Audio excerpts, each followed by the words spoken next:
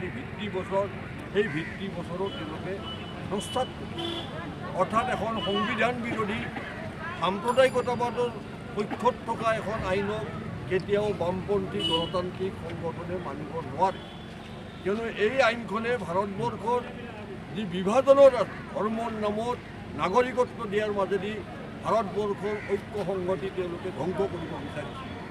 আজি এই আন্দোলন অসমতে সীমাবদ্ধ হৈ থকা আজি সমগ্ৰ ভাৰতবৰ্ষত আজি এই আন্দোলন হৈছে চৰকাৰৰ তেওঁলোকৰ এই আইনখন প্ৰত্যাহাৰ কৰাৰ কাৰণে দাবী কৰাইছে। ই JNUৰ পৰা জামিয়া মিলিয়া বিভিন্ন ধৰণৰ বিশ্ববিদ্যালয়বিলাকত ছাত্ৰসকলো আজি ওলাই আহিছে। আমাৰ ৰাজ্যখনৰ যি ৰাজ্য চৰকাৰ সৰ্বানন্দ সোণোৱাল হিমন্ত বিশ্ব তেওঁলোকে বিভিন্ন ধৰণৰ অপপ্ৰচাৰ চলায় এই আন্দোলনৰ পৰা বা এই আন্দোলনক মষিমূৰ কৰাৰ কাৰণে তেওঁলোকে বিভিন্ন চক্ৰান্তত তেওঁলোকে লিপ্ত হৈছে।